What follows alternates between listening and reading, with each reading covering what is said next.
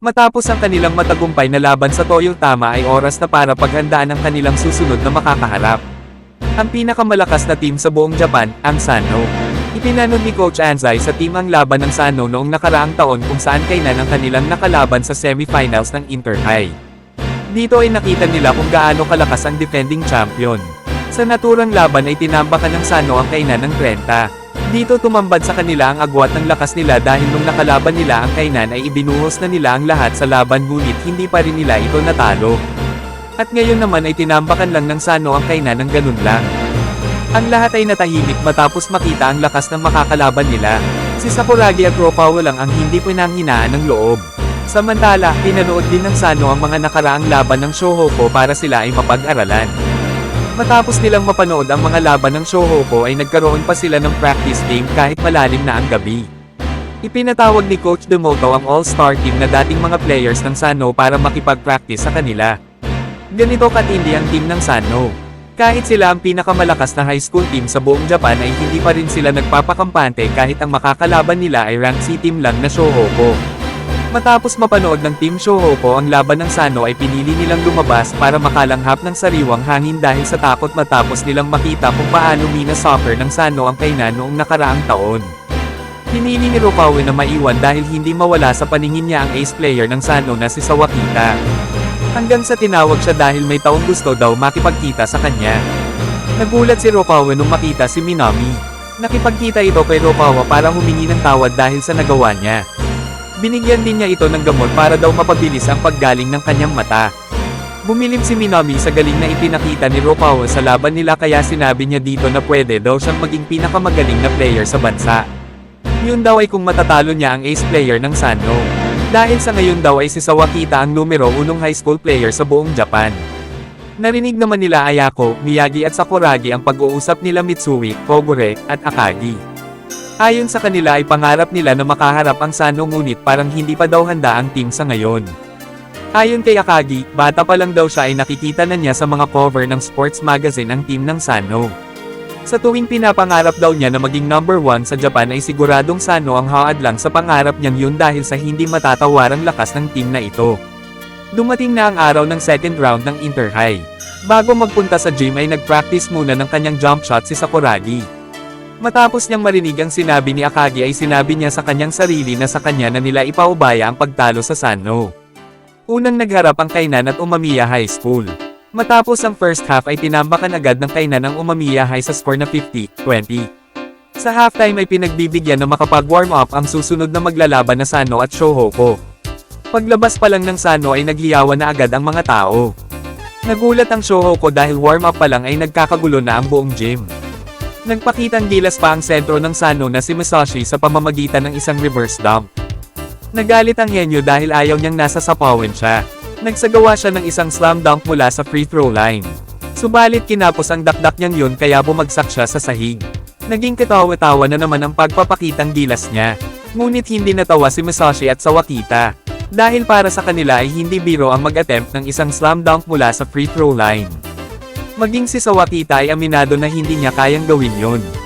Samantala, sa iba pang laban ay tinambakan ng Maywo ang Angjo Seihai sa score na 102-56. Angjo Seihai ang nakalaban ng Shohoku sa kanilang tune-up game na nauwi sa tabla. Laglag na ang mga ito sa torneo. Pinangunahan ng rookie na si Hiroshi Morishige ang Maywo sa kanyang malahalimaw na stats na 50 points, 22 rebounds at 10 blocks. Hindi pa rin nawawala ang nararamdamang takot at kaba nila Akagi, Miyagi, at Mitsui. Nakadagdag pa sa pressure sa kanila ang napakaraming tao na sumusuporta sa Sanno at walang naniniwala na kaya nilang manalo. Pero dahil sa pagpapalakas ni Coach Anzai ng loob nila ay bumalik ang palaban nilang aura. Maging ang pamamaga sa mata ni Ropawa ay nawala na. Natapos na ang laro ng Kainan at Umamiya sa score na 104-49. Ngayon ay handa na ang Team Shohoku na harapin ang Sanno ng buong tapang. Hindi na sila magpapasindak sa mga ito at kumpiyansa sila na kaya nilang talunin ang Sanno. Maging ang Kainan ay humanga sa katapangan nila. Bago magsimula ang laro ay muling sinubukan ni Sakuragi na magpakitang gilas at para daw pamustahin ang kalaban. Kinuha nito ang bola at ipinasa sa isang miyembro ng Sanno. Humingi ng pasa si Sakuragi at saka muling nagsagawa ng slam dunk sa ring ng kalaban. Sa pagkakataong ito ay naging matagumpay si Sakuragi. Hindi naman nagpadaig ang ace player ng Sano na si Sawakita at nagsagawa rin ng kanyang slam dunk. Ngunit habang nagsasagawa siya ng kanyang slam dunk ay naghagis ng bola si Akagi at Rokawa dahilan para pumalpak ang dakdak nito. Matapos ang mga kaganapang ito ay opisyal nang nagsimula ang laban. Sa jump ball ay nagwagi si Akagi at nakuha ni Sakuragi ang bola. Ibinigay niya ito kay Miyagi subalit mahigpit agad ang depensa ng Sano. Mabilis na naaga ng defensive specialist ng Sano ang bola. Hinabol naman siya ni Miyagi at muling nabawi ng Shohoko ang possession. Nang makita ni Miyagi na nasa tamang posisyon na si Sakuragi ay agad niya itong binigyan ng signal upang isagawa ang kanilang plano. Isang alley-oop ang isinagawa ni Miyagi papunta kay Sakuragi. Sumabay ng talon ng power forward ng Sano na si Masahiro Nobe subalit nasalo ni Sakuragi ang alley-oop at matagumpay na naidakdak ang bola. Hindi makapaniwala ang dalawa sa kanilang ginawa. Agad namang nakasagot ang team captain ng Sano na si Papatso. Dito na nagsimulang mag-init ang dating MVP na si Mitsui. Nagpaulan ito ng tatlong magkakasunod na 3-pointers. Ngunit sa kabila ng mga puntos na nagawa ni Mitsui ay hindi pa rin sila makalamang ng malaki dahil mabilis na nakakasagot ang Sano. Walang mapasahan si Miyagi dahil sa depensa ng Sano at nang makawala sa kanyang bantay ay sinubukan nitong magsagawa ng isang layup. Subalit sinupalpal lang ito ni Sawakita. Tumama sa mukha ni Sakuragi ang bola. Ngunit bumanda ito at pumasok sa ring ang bola kaya't nakapuntos pa din ang Shohoko. Naghiyawan ng mga manunood ng mag-one-on-one na ang ace players ng magkabilang koponan. Subalit madaling naiwanan ni Sawakita si Rukawa at nakapagsigaw ng layup. Sa kagustuhang makabawi ay humingi ng bola si Rukawa. Nakawalan din siya sa depensa ni Sawakita at dinakdakan ng harap-harapan si Nobe. Natapos ang first half sa score na 36-34. Lamang ang Shohoko ng dalawa. Sa pagsisimula ng second half ay nakuha ng Sano ang ball possession at isang quick 3-pointer mula kay Sawakita ang nagpalamang sa kanila. Nag-switch sa full court press ang Sano at na-trap nila si Miyagi. Naagaw ni Sawakita ang bola at muli na naman siyang nakapuntos. 3 na ang lamang ng Sano. Nahihirapan ang Shohoko dahil sa matinding full court press na ginagawa sa kanila ng kalaban. Sunod-sunod din ng mga puntos ang ginagawa ng Sano dahil sa mga turnover ng Shohoko. Sa loob lamang ng mahigit 2 minuto ay umabot na sa 14 ang kalamangan ng defending champions. Napilitan ng tumawag ng timeout si Coach Anzai dahil sa 16-0 run na ginawa ng Sano. Gumawa ng plano si Coach Anzai. Sa pagkakataong ito ay susubukan nilang pumawala sa kanilang depensa gamit ang long pass subalit nabasa agad ito ni Sawakita kaya napilitang ibigay ni Akagi kay Miyagi ang bola. Nalampasan naman nito ang mga bantay niya gamit ang kanyang bilis. Ibinigay ni Miyagi ang bola kay Rukawa at sinubukan nitong makapuntos gamit ang isang slam dunk, subalit binutato lang siya ni Miss Ashi. Nakuha naman ni Sakuragi ang bola at tumira ito ng jumper, ngunit supalpol lang din ang inabot nito mula sa center ng Sano. Napunta kay Akagi ang bola pero maging siya ay hindi nakawala sa matinding depensa ng pinaguri ang numero 1 sentro na si Masashi Koata. Hindi lang sa depensa malupit si Masashi. Naiwanan nito ang depensa ni Akagi at pagkatapos ay dinakdakan pa si Sakuragi. Tila nababaon na ng todo ang Shohoko dahil kahit ano ang gawin nila ay hindi pa rin sila makapuntos. Hanggang sa umabot na nga sa 20 ang kalamangan ng Sano. Ginamit na ni Coach Anzai ang nahuhuli nilang timeout. Ipinalit din niya si Boy Labo kay Sakuragi. Sinabi ni Coach Anzai kay Sakuragi na manood mabuti sa laban at pag-aralan kung ano ang dapat niyang gawin dito. Napagtanto niya ang bagay na tila nakalimutan na niya. At yun ay ang pagkuha ng rebound. Ipinagkatiwala na ni Coach Anzai kay Sakuragi ang susi upang makabalik at makahabol sila sa laban. Dito'y muling ipinasok si Sakuragi sa laro. Sa kanyang pagbabalik ay bigla nitong ni-raygun si Gory. At pagkatapos ay tumuntong siya sa ibabaw ng lamesa sabay sigaw na tatalunan nila ang Sano. Ginawa ito ni Sakuragi para buhayin ang loob ng kanyang mga teammates. Sa pagpapatuloy ng laban ay mintis ang tira na binitawan ni Rukawa. Maganda ang pag-box out na ginawa ni Nobe kay Sakuragi, ngunit nang tatalo na ito upang kuhanin ang rebound ay biglang hinatak ni Sakuragi ang kanyang jersey na hindi naman napansin ng referee. Nakuha ni Sakuragi ang rebound at sabay shoot ng bola. Pumasok ang tira ni Sakuragi. Ito ang unang punto sa second half ng Shohoko. Na-intercept naman ni Miyagi ang pasa mula kay Minoru. Wala na siyang mapasahan kaya tumira na lang ito ng isang 3-pointer. Muling hinawakan ni Sakuragi ang jersey ni Nobe, subalit isa lang pala itong take upang makabox out si Sakuragi. Mintis ang tira ni Miyagi, ngunit natip-in ito ni Sakuragi at muli silang nakapuntos. Bola na naman ng Shohoko. Binoball team ng Sano si Akagi kaya napilitan na siyang itira ang bola. Ngunit kahit na-box out na siya ng kanyang bantay ay hindi pa rin sumuko si Sakuragi para makuha ang offensive rebound. Agad siyang pinagtatluhan ng Sano. Nakita nito si Akagi na libre at ibinigay niya dito ang bola.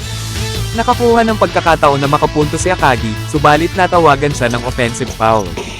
Nag-drive si Minoru, ngunit sinalubong siya ni Akagi sa ere. Iniiwas nito ang bola palayo sa depensa ni Akagi subalit ang hindi alam ni Minoru ay nakaabang sa likod si Sakuragi at sinupalpal ang kanyang layup. Tumama pa sa kanya ang bola kaya napunta sa Shohoko ang possession. Kahit pagod na si Mitsui ay nakapagsigawa pa siya ng isang 3-pointer. Baba sa 17 ang lamang ng Sano. Subalit agad naman yung sinagot ng isa ding 3-pointer ng kalaban. Mula sa magandang screen ni Akagi ay muling pumwesto sa 3-point area si Mitsui at nakagawa ng isa pang 3-pointer. Nagmintes naman ang tira ng Sano at nakuha ni Akagi ang rebound. Ipinasa ulit kay Mitsui ang bola para tumira ng 3 ngunit nagmintes na ito. Pero nandyan pa rin si Sakuragi upang makipaglaban sa rebound.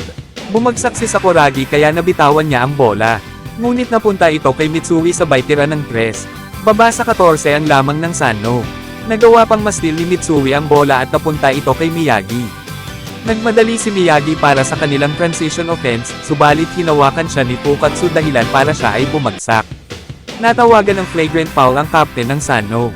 Nabigyan ng 2 free throw si Miyagi at ball possession sa Shohoko. Muli silang nakapuntos mula sa magandang assist ni Miyagi. 10 na lang ang hinahabol ng Shohoko. Sa pagkakataong ito ay inatasan ni Coach Demoto si Masashi na siya na ang magbantay kay Sakuragi para mapigilan ito sa pagkuha ng rebound. Agad nakita ang resulta nito nang talunin ni Masashi sa pagkuha ng rebound si Sakuragi. Mabilis niyang ipinasa ang bola kay Sawakita na nagsagawa naman ng alley-oop kay Masashi, subalit napigilan ito ni Sakuragi. Muling sinubukan ni Masashi na makascore ngunit sadyang maganda rin ang depensa ni Sakuragi kaya't sumablay ang kanyang tira. Napunta kay Miyagi ang bola at mabilis niya itong ibinigay kay Sakuragi para sa isang fast break. Subalit sablay ang layup nito. Mabuti na lang at nasa likod si Rukawa upang magsagawa ng isang follow-up dunk.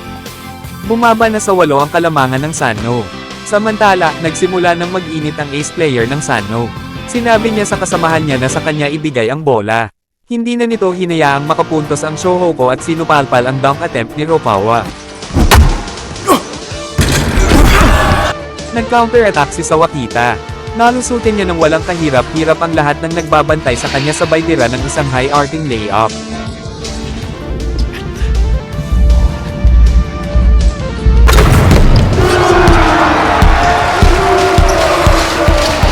Inagawan pa niya si Rukawa ng harap-harapan at nagsagawa siya ng one-man fast break.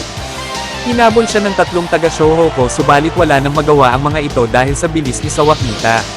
Hanggang sa idakdak na ni Sawakita ang bola. Dito na silayan ng Shohoko ang full potential ng super ace ng Sano at ang numero 1 high school player ng Japan.